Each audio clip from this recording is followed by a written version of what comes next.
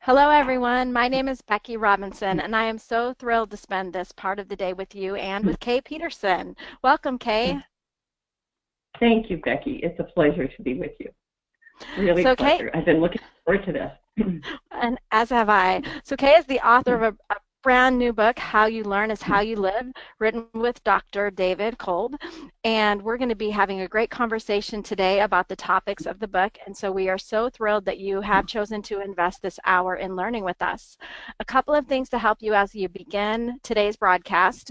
We will be taking questions and answers at the end of the hour. And so we want to invite you to go ahead and find the question panel right now so that it will be handy later.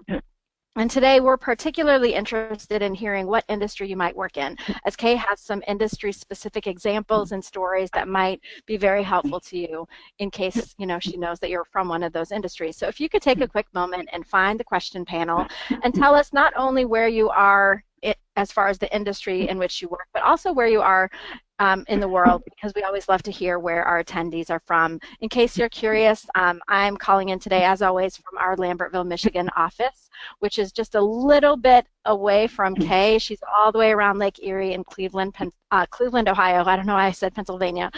So it looks like folks are telling me we have some folks in the pharmaceuticals industry. We have someone from Pennsylvania in that industry. Wow, and these are coming in so fast. Looks like we have some consultants. It looks like we have some medical dental, insurance. A couple of people are saying insurance. We have some HR folks. We have some more consultants. And as far as geography goes, I see Pennsylvania, Canada, California, Kansas, Georgia, Alabama, Tennessee. Wow. So thank you so much to those of you who are sharing. And we have some people in Ohio and Virginia and Missouri and Texas. It looks like almost every single state. So if you continue to share your geography or your industry, I'm happy to share those with Kay. And then throughout the hour, if you have a question while Kay is speaking and you want to get it answered immediately because it refers to something about which she's speaking, feel free to share that and I'll share it with Kay. Or like I said, we are going to do some questions at the end. If you take a quick look at our slides, we also invite you today to join in the conversation on social media channels, and on Twitter we're going to use the hashtag today experiential learning, and that should be at the bottom of each of our slides. So if something strikes you and you want to share it on social media, we would invite you to do so with that hashtag experiential learning. A couple of other notes for today. We are recording today's event, and we will make the recording available to you to share with your colleagues and friends and neighbors and anyone else who might benefit from this learning. And we also will send, after today's event, a PDF of the slides for your continued learning and to be helpful to you. So we're thrilled to be able to do that. So I want to take just a quick moment to help you get to know a little bit more about Kay Peterson. Kay is one of the webinar guests that I've actually had the pleasure to meet in person because we do live so close to one another. And what I noticed about Kay is that she is so passionate about this work, that she's had such an incredible journey in learning, experiential learning, and teaching it to others. She's the founder of the Institute for Experiential Learning, and we'll tell you more about how you can get involved with that later in the broadcast. As I mentioned before, she's the co-author of this recently released book, How You Learn is How You Live. She's also a board-certified coach and an organizational development consultant, and her business is Harlan Peterson Partners. She's the co-CEO. So, Kay, is there anything else you would like our attendees to know about you as we get started today? Well, just that I'm thrilled to be here. I love nothing more than talking about and learning together about experiential learning. So I'm thrilled to have the opportunity to have an hour with you and introduce you to our book and what it is, the ideas in the book. One thing I'm curious about, Becky, is there a way you can pull and ask people who is familiar with experiential learning, or is this book their first introduction? Sure, that's a great question, Kay. So if you could take a moment in the question panel, folks, and let us know, have you heard of experiential learning before this webinar? If so, type yes. And if this is your first exposure and you haven't heard of experiential learning, then go ahead and type no. And it looks like we have a pretty equal dispersion, Kay, of folks that are saying yes versus saying no. We have one attendee who says that she's used experiential learning for decades, and another one who says not very familiar. We have someone who says they've heard of it but don't know much, and some people have used it both in classrooms and in training. So it seems like we have a mixed audience. Okay, great. Thank you so much. I'm glad. Well, and that's actually one of the reasons that we wrote the book. So I'll look forward to getting into that more and learning more about how you're using experiential learning, as well as the ideas that we put forth in the book. I do want to mention that David Kolb was unable to be with us today, but all the ideas in this book, as everyone who's familiar with experiential learning know, go back to his research and his really 45 years of researching this topic. So experiential learning is not new, but we hope that this book will introduce it to a lot of people who haven't had the opportunity to learn about it before.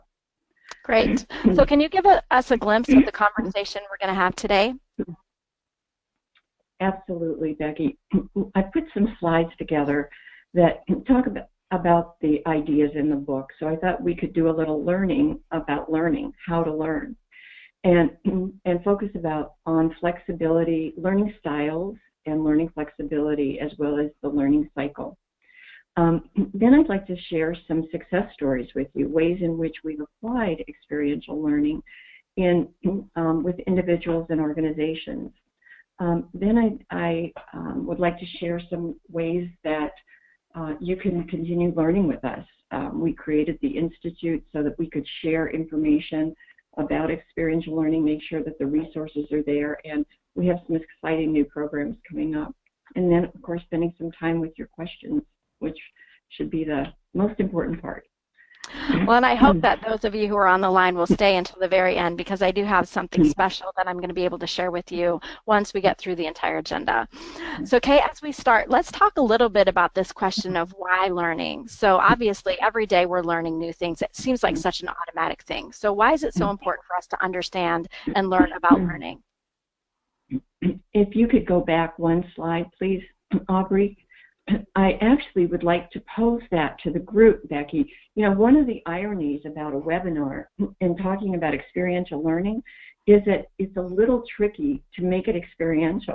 So the way we'll try to do that today is engaging you with some questions and peppering in a few little exercises. But I would like to ask, what is it you think of when you hear the word learning? What is the first thing that comes to mind?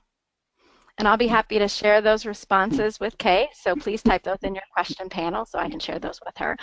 Mary says fun, growth, acquiring knowledge, how we work and communicate all day long, another growth, awareness, gaining knowledge, development, to discover something new, engagement, stretching, change, new ideas, finding a new way to view an event or process. Thanks to all of you who are sharing your thoughts. That is really helpful, and I will tell you that those are not many of the typical answers that we hear when we're talking to people who maybe are not as familiar with the benefits of learning or how pervasive learning is in our lives. We often hear that we think of school, or we associate it with content and professional expertise. And in reality, honestly, we often, doing programs, will see glazed looks on people's eyes because it does feel so automatic, Becky. But what we'd love to do today during this hour together is to zoom back, really step back from what our automatic choices are about learning and unpack it a little bit, see what an ideal process of learning is, and then explore how we approach that. And I hope everybody leaves today. Those answers sounded so positive.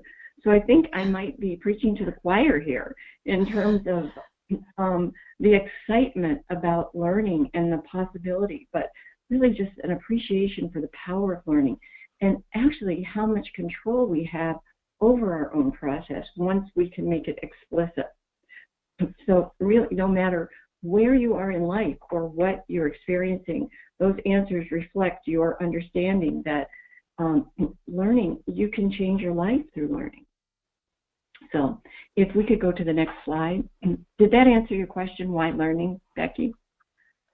Yes, absolutely. And I love hearing the enthusiasm from our attendees.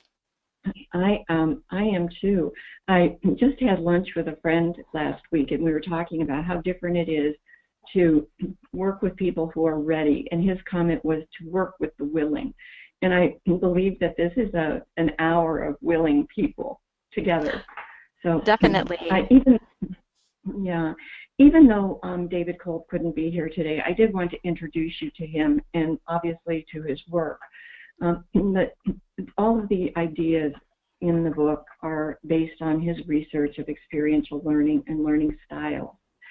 And one of the things that I really want to impress about this work is that David Kolb synthesized the work of many philosophers and psychologists to put together what is a remarkably holistic program, a holistic model of learning. And what does that mean? I mean, David Kolb understood that we need to take learning out of the classroom and into life. Hence the title of the book, How You Learn is How You Live. But actually, how we learn is how we work and play and solve problems and make decisions and parent and partner. It's all how we learn. And so he understood this holistic look at life. Also, David Kolb understood that learning requires more than thinking alone. It also requires our feelings, our perceptions, and our actions. And so while thinking is part of it, it's only part.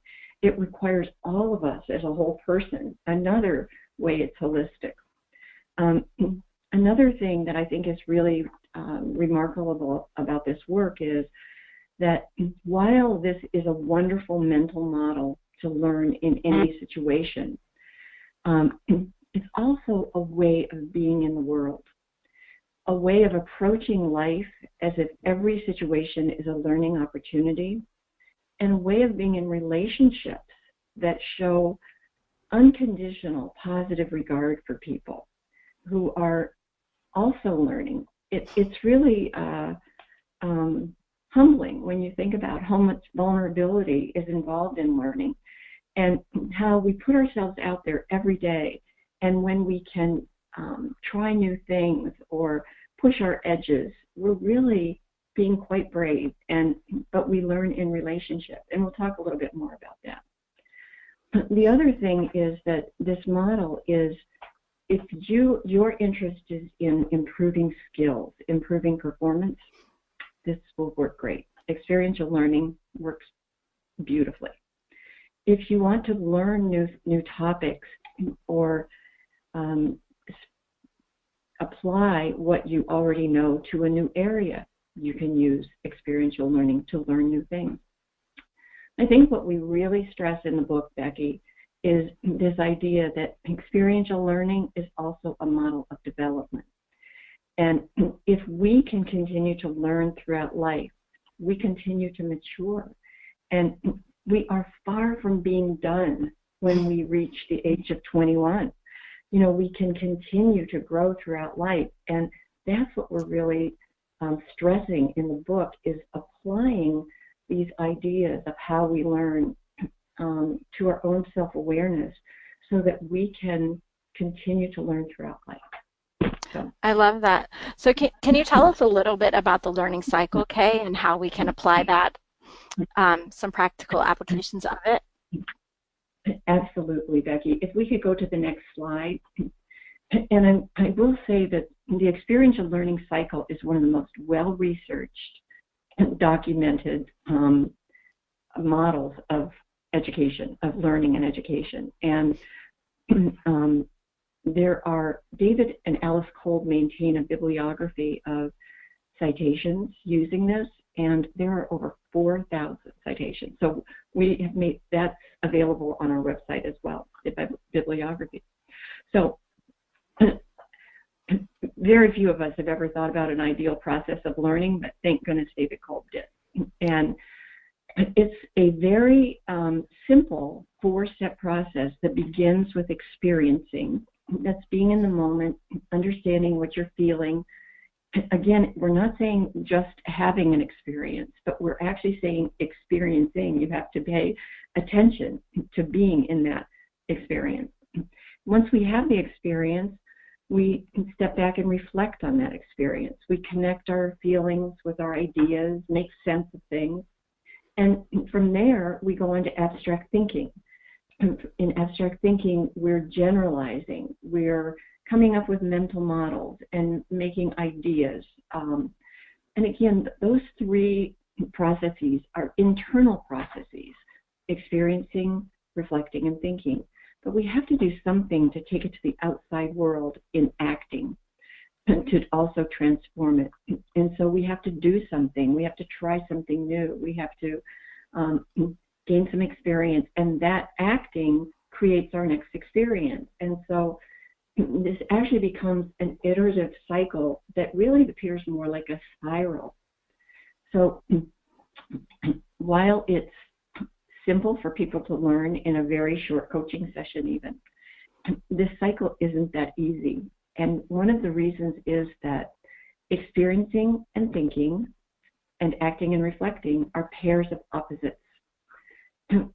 In experience and thinking are two ways that we understand the world. We take in information. In experiencing, we use our five senses. We are present in the moment to a very specific situation. In thinking, we're taking in through thoughts. We're detached. We're not in the moment, but we are using ideas, concepts, mental models.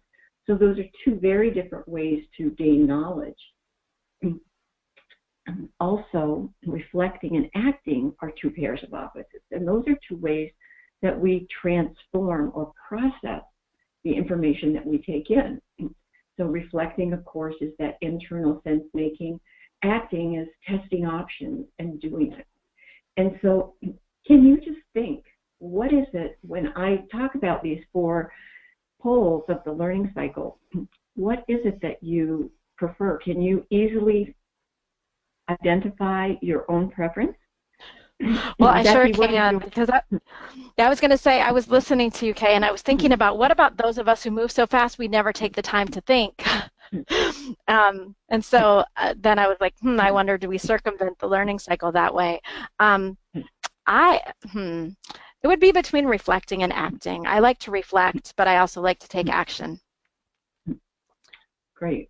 Well, we're going to be, as we go through the learning styles, I would like everybody to kind of pay attention and choose, because the way we choose, make these choices that are often habits. They are habits of learning because we were successful using them at one time and we continue to want to be successful. And therefore, we put ourselves in situations that will allow us to be successful. So the learning cycle, in the book, we do highlight that the learning cycle, there's a link between the learning cycle and the structure of the brain. And we go into some detail about that, but it's great new information that Jim Zoll worked on at Case Western Reserve. And he found that as we spiral around this learning cycle, neuronal networks become more efficient. And so learning from experience, again, this holistic model that takes in account of all of us, all parts of ourselves, actually changes the brain. And I might add, at any age.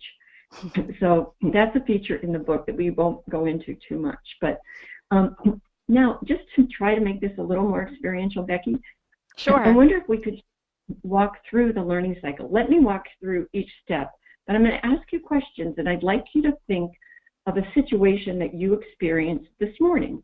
Maybe it was deciding to come to the webinar. Maybe it was dealing with some technical issue as we began the webinar, or maybe it was, a conversation you had with a colleague or a family member.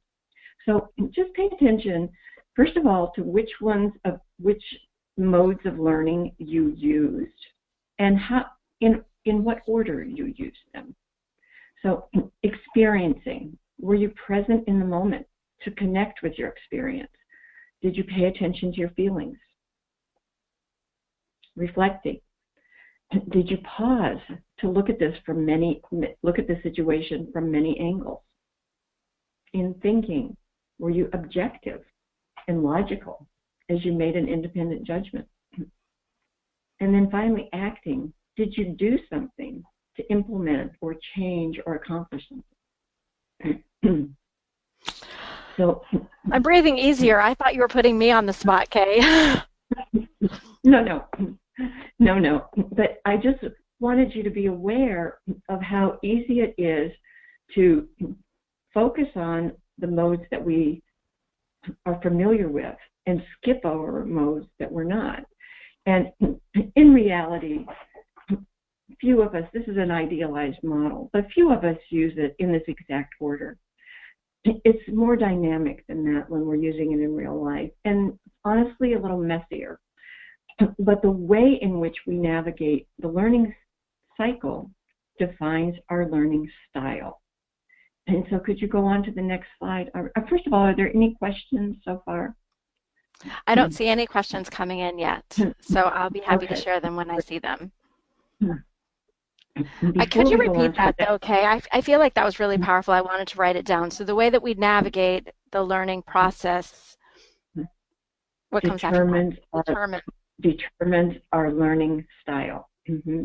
Great. And there is a little difference. If there are consultants on the call and HR directors and coaches, we all have used many assessments, I'm sure. And so I do want to just make sure that I differentiate the learning styles from some of the other typologies. Learning styles are defined in the Kolb Learning Styles Inventory 4.0, and this is a new inventory. And in fact, all the ideas in the book are based on these new 9 styles. So some of you who have used experiential learning in the past may have used previous versions of the assessment that had a 4 different styles. These new 9 styles, I will say, are very powerful. They're more granular, more detailed, and also provide more detail in terms of the matching steps in the process. And I'll go over that a little bit more later. But one of the things that I want to make clear is that learning styles are not traits. Learning styles are more like steady states or habits. They're, again, your way of navigating the learning cycle, a way that places emphasis on some parts of the cycle and not so much on others. So their learning styles are influenced by things like our culture, our personality, our educational background, and even the immediate demands of our lives.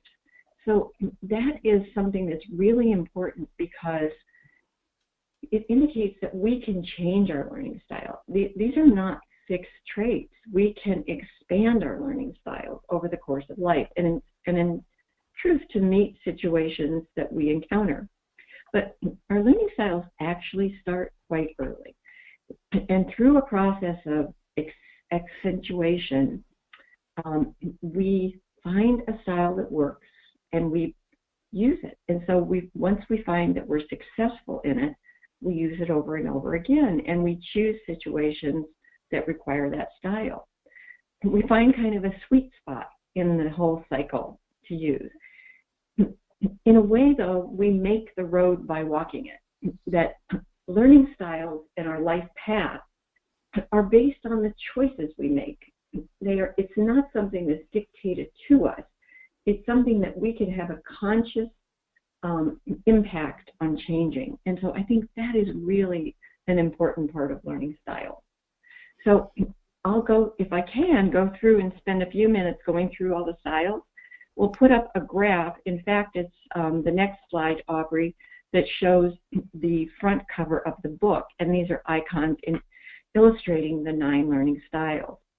So I'd like you to see, those of you who haven't taken the KLSI or read the book, and see if you can identify your favorite preferred learning style. And just to let you know, each style does have an upside and a downside if we overuse it. But of course, we'll focus on the upside as we go through these styles. Excuse me. So because it all begins with experiencing, let's start there, the middle top style, experiencing. And so in experiencing, if you go back one slide, please, Aubrey. There. Thank you. In experiencing, we are taking in through our feelings, and we're processing both by acting and reflecting. Probably paying the least attention to thinking, because remember, those are pairs of opposites. And so if we choose one, we're over-preferencing one and not the other. In experiencing, we love to build trusting relationships. We love to be involved and engaged. Relationships are key. We love connecting when communicating, looking people in the eye. And we are very comfortable with emotional expression. And in fact, people who have an experiencing preference often show up as being very engaging, warm, mindful, able to talk about emotions freely. Often, how do you feel? Then in imagining style, we'll go around to the right and go around the entire cycle that way. In imagining style, we're taking in again through feelings, using our feelings and transforming through reflection. So we love feelings and reflection, probably paying the least amount of time of attention to deciding. In imagining, we love to generate new ideas. We love to include diverse opinions. In fact, we love more information about everything. In imagining, we seek other people's opinions, and this is our place of visioning. We can see possibilities and connect the dots in the future. We often come across as caring, creative, and empathetic in imagining. Excuse me. Then in reflecting. In reflecting, we are favoring that sense-making, really transforming through reflecting, and usually taking in both through feelings and thoughts. So experiencing and thinking, but we pay least attention to acting here. In reflecting, we like listening with an open mind. And when we're using this style, we like getting lots of different perspectives. We identify underlying issues and make sense of things. We often come across, when we assume this style, as patient and observant. We're probably good questioners, asking good questions to get more information. Then in analyzing, down in the bottom right-hand corner, the southeast, in analyzing, we take in information now through thinking and not so much through feeling. And then we're transforming it through reflecting. So analyzing is a combination of thinking and reflecting, paying the least amount of attention to initiating up in the upper left-hand corner. And in analyzing, we may show up as, if we prefer this role, as very organized and methodical, very precise. Did you see what I just did with my hand? Very precise.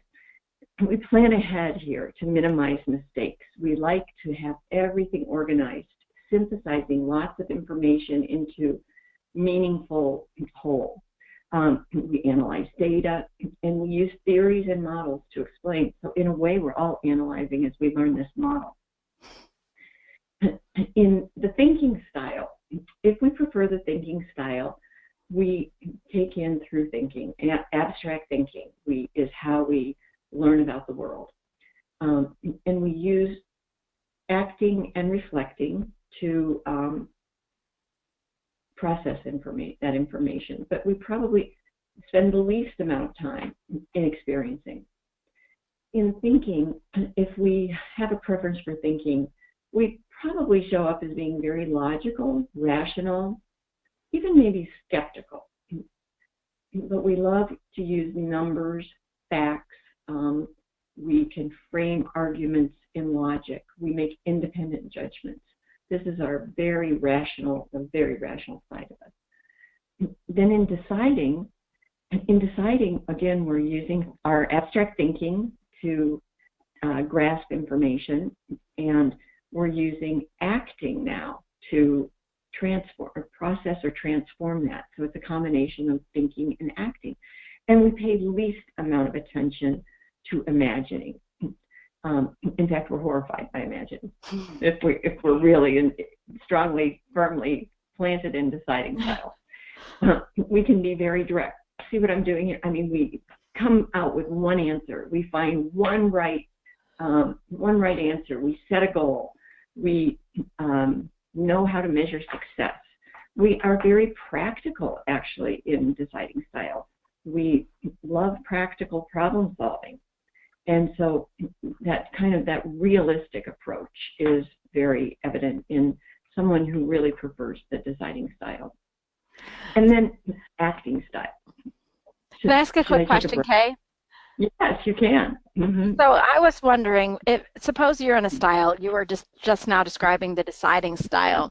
Is it likely Mm-hmm. that someone who has the opposite, so the imagining style, would maybe drive you a little crazy? You know, it's interesting, Becky. Anecdotally, I find that most of us marry our opposites.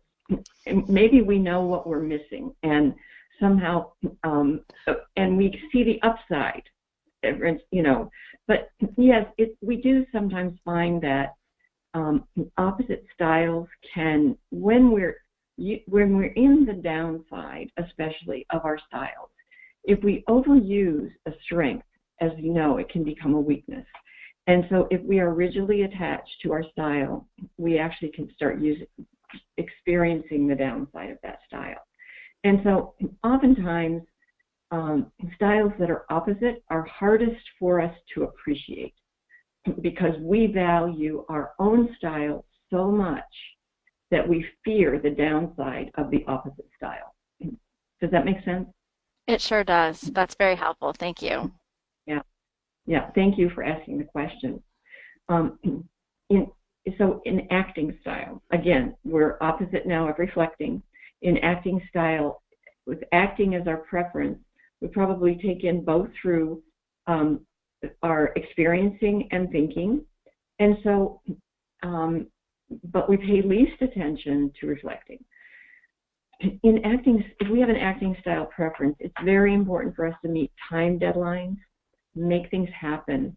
This is the achiever in us. We want to achieve results and implement plans, even when we have limited resources.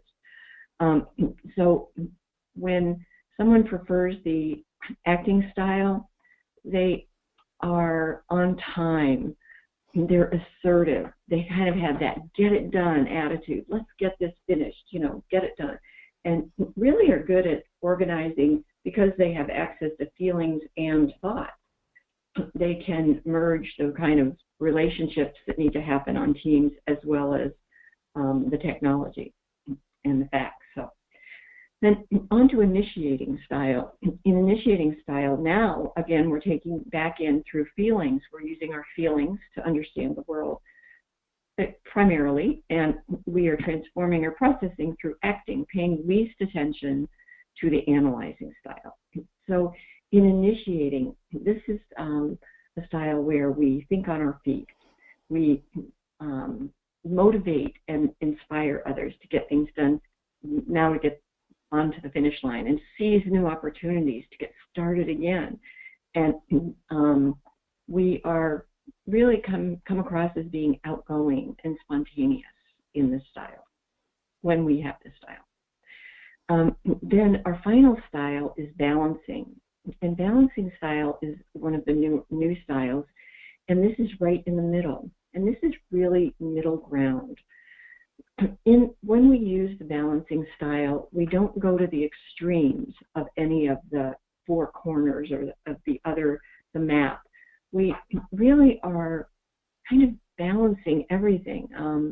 We're kind of a jack of all trades. We can see where the gaps are. We fill in those gaps. We come across as pretty adaptive because we can see blind spots where they exist and help people fill them. So this is really a place of resourcefulness, but it is an individual style. Are there any questions about the style? Well, there are, and I want to ask you one first. Kay, is there any data about what percentage of people in America, for example, would have these different styles, or if there are some that are favored by more people than others? I think there are. I mean, we don't have hard and fast data. We've done studies in various industries, and right now I'm doing one with lawyers. But I would say in general, our society favors analytical thinking and favors action. And so the deciding style might be a style that a manager would show up a lot in a manager. And if they didn't have it when they came in, they would probably want to develop some prowess in deciding style. The STEM professions are largely with a knowledge needing to have scientific and math competence, would be largely in the southern three abstract thinking styles of deciding, thinking, and acting. And so, and we do see differences even culturally, Becky. Western cultures are a bit more active than Eastern cultures, and so there's some fun things like that. And yet, some of the new data that's coming out, that some of my data, it used to be that women had a little more access to concrete styles, the experiencing, imagining, and initiating style. And yet, the sample of attorneys that we have, about 400 attorneys, show that women are not more favoring more concrete styles. And so I think part of that is environment as well. Okay. Well, so we have tons of questions and not a ton of time. And I know that your next topic, or the topic we wanted to discuss next or later regarding learning flexibility, will answer a lot of the questions. A lot of the questions I'm seeing would be answered by some conversation around learning flexibility. So if everyone can be patient, we'll get back to the specific questions more toward the end. Oh, great. I'm so glad people have questions. Before we move to the next slide, I do just want to sum up these styles and again come back to this theme of holism, that all of these styles are parts of you as a whole person. They're parts of all of us. And we have just flexed certain muscles to date. But you have access to all of these styles. Each of these styles is also a step in any process.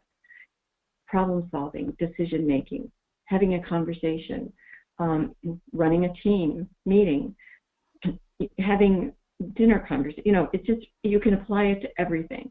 And so I want to keep coming back to that, because this is the power, especially at the team level, when, you know, if you don't know where you are in a process, just consult the learning, this map, and it can give you directions as to what you need to do next. So if we can go on to the next slide, I think I'm going to skip through it, Aubrey, but it will be in your handout. I did make a slide showing the learning styles with team roles, because I wanted you to see how these styles show up in teams. Experiencing as the connector, imagining as the dreamer, the reflecting as a sense maker, analyzing planner, the questioner as thinking style, judge as deciding, achiever as acting, and influencer. And again, these are parts of us, but I don't want to minimize that each of us is unique in the way in which we use these styles. But these do help to kind of keep us moving in any process, and also help us to understand where our strengths are. So, Aubrey, if you could go to the next slide, I think we'll move right into flexibility. So, as you could see, few of us use only one learning style. And in fact, all of us have backup styles that we use as well. And we want to make the point that the way in which we learn is really a habit. And just if we could take 1 minute, and I'd like everybody to cross your arms. I know any OD person has done this a million times.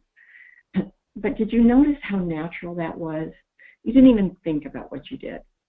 And now pause for a minute and cross them the other way. And just get a sense of the fact that you can do that.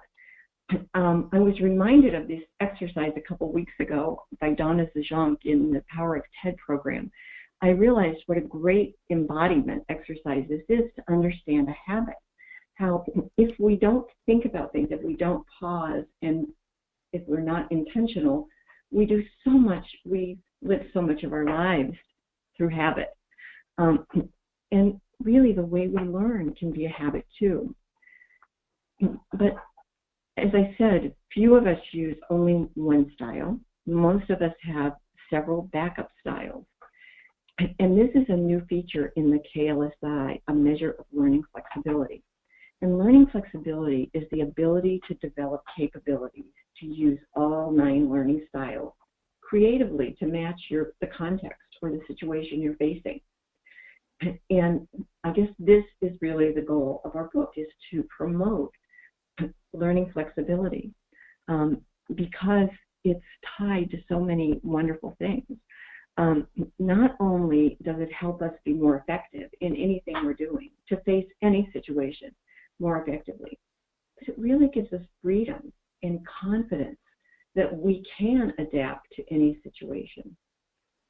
Some of the research shows that learning flexibility is also tied to greater ability to manage complexity, which is so important in our organizations today. As we're working globally and in so many ambiguous situations that we really have to up our game. Learning flexibility is also, people with high flexibility report that they experience less stress, even when they have more diverse relationships. And finally, it's correlated with later stages of adult development. So for those of you who work in vertical adult development and are interested in the way in which we mature, experiential learning is also a model of adult development. And in fact, I think that this learning flexibility really tees us up to become integrated and reach that most advanced stage of development. So the new KLSI 4.0 reports learning flexibility in 2 ways. One, as a index. So you can say, well, 4 out of 10 times, or 6 out of 10 times, I flex to a different style based on different contexts. But another important thing it does, and this is so powerful in coaching situations especially, there is a graphic illustration that indicates your preferred style, but also the other styles to which you flex regularly. And so it's very clear what parts of the learning cycle you're comfortable in and what styles you may need to learn how to use. And again, we have the process of learning to develop this flexibility. So, well, one question I always get is, well, if learning flexibility is so effective, why doesn't everyone develop it? And Aubrey, if you can go to our next slide, please. And I guess part of it is the more we are attached to one style, the more we see others as foreign or even negative. And truly, we can become locked into a path of comfort if our comfort zone is too narrow. And there are, most of us will see a little bit of ourselves in this picture, that we do get locked into certain patterns. And in fact, when we specialize or have a specialized learning style, and we specialize in things like medicine or management or law or engineering, or look at how specialized our world is. It really promotes specialized learning styles. And the fact is, they're very helpful when you're dealing in that profession, but they're not helpful in life situations. And I see this a lot in coaching when professionals advance to leadership positions, and all of a sudden they're having to deal with many new situations that they have not prepared for. But just like the styles have an upside and a downside, I do want to bring up the point that specialization in our culture is very highly revered. And in fact, we can make a very nice life for ourselves through specialized work. It's seductive in a way, and it's actually very sticky when we want to try to develop other styles. But actually, in order to mature and continue to develop, we have to become beginners again to be more flexible. Becky, you ask about certain styles, and there is some good research. Just while we're on this picture, there's research that STEM professions, people who specialize in very science and high science and math competence professions, using abstract thinking, have a little more difficulty developing flexibility, or seem to become more entrenched more easily because they value this so highly, and they're in this problem solving mentality that's really difficult to leave. So if you're working in organizations or want to build this into your work as consultants, it's really it's a need to help very entrenched professionals become more flexible. So, but we can learn to use all the styles. And Becky, if you can go to the next slide, please. In fact, we now who doesn't love this slide? I mean, doesn't it make you happy to see it? But we can learn to use styles that are less familiar to us, that maybe have been hidden even to ourselves. Experiential learning draws on Jung's theory of adult development, and Jung said that at midlife, or he said very poetically, at the noon of life, what has been in the shadow comes into light, and vice versa, that we can make this shift. And so that's one of the things that's so exciting, I think, about this work, that we can learn to become more flexible. And we all who are in organizations really just need to be mindful about how we can create the conditions that are safe enough for people, those specialists who, all of us at times, who are in that rut, to become more flexible. So I would just like for you for one moment to think of someone in your life who allows you to be your best self, who makes you feel like you can dance and experiment with new ways of being and acting. Now, after you think of who that is, think about how you feel when you're with them. And if you could just type a couple answers back to Becky. I would love to see them. So one of our listeners pointed to his wife as being the person. So curious, Jay, how does she make you feel? Empowered is, empowered is how Leanne says she feels when she's with that person. Yeah, that's great. Somebody's calling out their daughters, which is perfect for this Mother's Day week. Oh, that's wonderful. That's wonderful. What a great example. Oh, someone names their boss. What a lucky person. Their boss, this woman's boss, makes her feel empowered and autonomous, safe, open, able to do anything, seen, comfortable. Wow. Wow. Those are beautiful. Open. They just make your heart open, don't they? I mean, those are the circumstances that allow this to happen. And now, I hate to go to this dark side, but as a contrast, think of someone who makes you fearful of experimenting, with whom you feel like you have to be very careful so you don't make mistakes. How do you feel around that person? I'm waiting for some answers there. Doubtful, eggshells, negative, oppressed. Eggshell. Oh, yeah. Yeah. You want to ignore that person. Yeah. And fearful, guarded. Fearful, guarded. You're not likely to experiment in those conditions. And the truth is, those little feedback, those little messages come through in very subtle ways sometimes, and we can change that. But you know, it can be like a look or a glance, disapproving glance. It might be pity, someone's, you know, that oh bless your heart kind of energy. But it also can be more active bullying energy of sarcasm or criticism. So I think one of the things that is so important in this work of experiential learning, whether we do it individually or do it in our organizations, that in order to learn, we need supportive relationships. And so this idea of showing this positive, kind of an unconditional positive regard for others, don't keep them in a box. And we can start doing that right away, creating this hospitable space for learning, because relationships really are key to this. And we are constantly creating and recreating ourselves through relationships. So you want to create relationships that foster learning. So, I was just reflecting on some of these phrases that came through. Okay.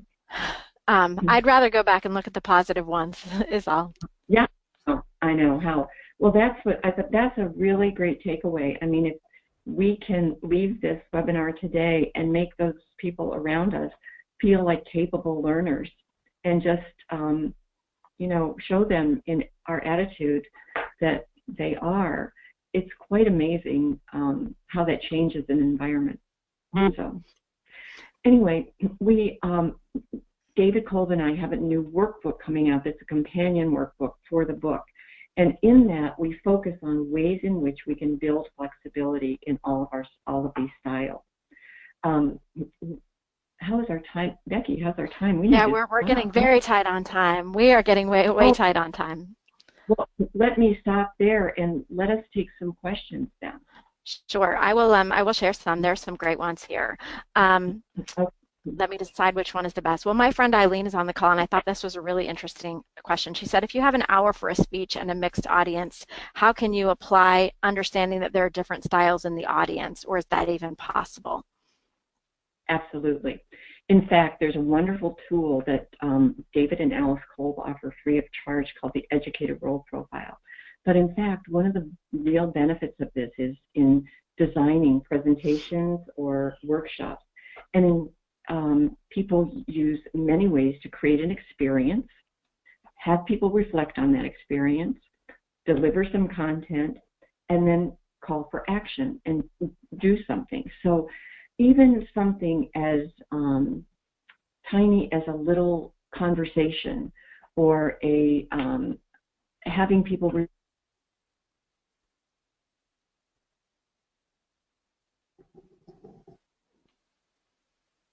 this is a whole topic unto itself. So there are lots of things you can do. But actually, if you can use the learning cycle as your guide, you can touch all the bases. May I give you a little example of this with Derek Kohler?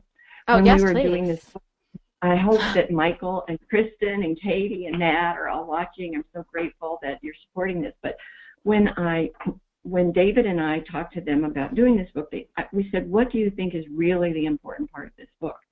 Now, the people with styles in the Northeast quadrant said, oh, it's to inspire people to learn and give them, you know, new possibilities and create this wonderful mindfulness about learning.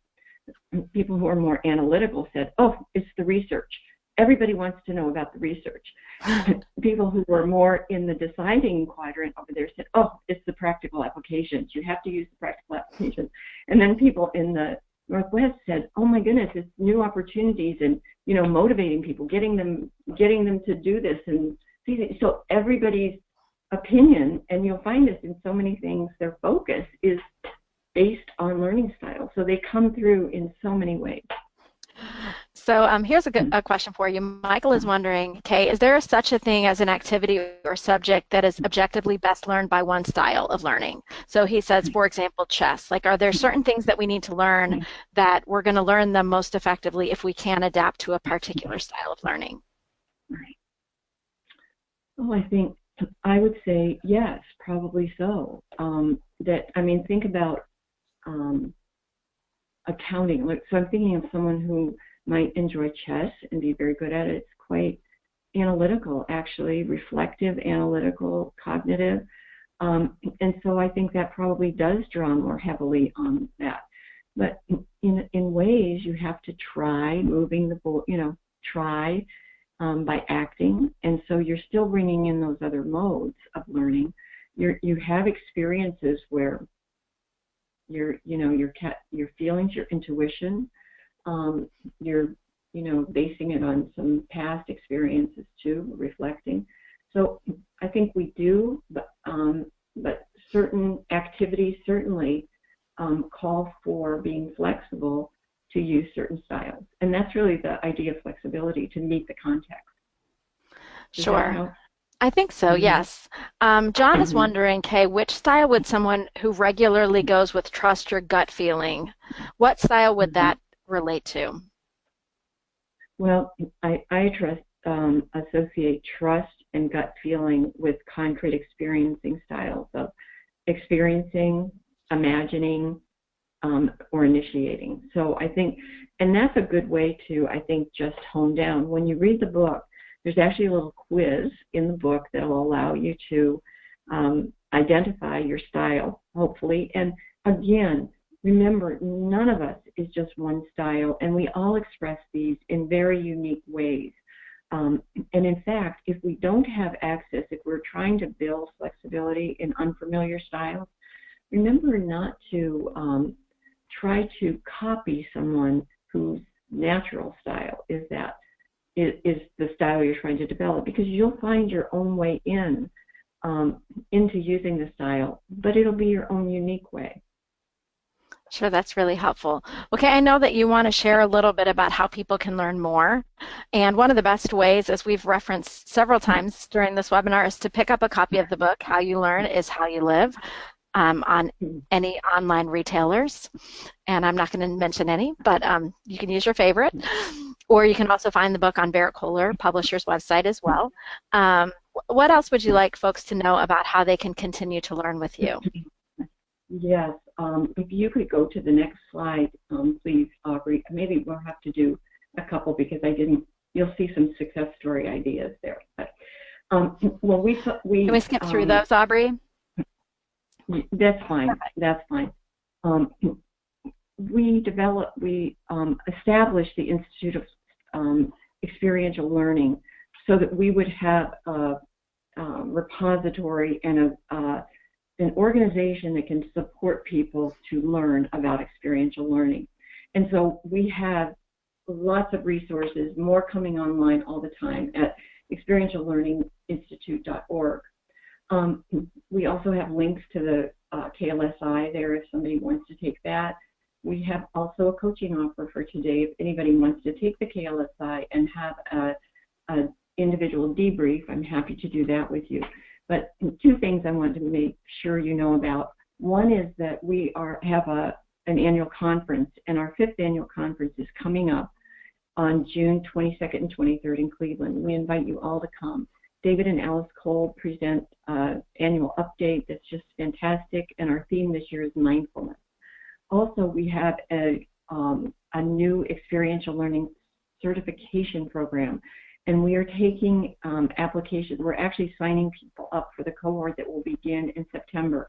It's a completely online course that will be modeled on a cohort basis, and it's going to be very exciting. David and Alice Kolb, Chris Kays, and I will be the faculty for that program. And then if we could go to the next slide too, if anyone is interested in applying experiential learning in your organization, our consulting firm, Kolb Peterson Partners, bases all of our programs on experiential learning. So if you're interested in leadership development, in client development, client experience, those are some of the applications that I find that we have many requests for. So, and please contact me with any questions that you have. I will be happy to share. Thank you so much, Kay, for investing in this hour with us. And thanks for those who have been attending and learning with us as well. Thank you, Becky.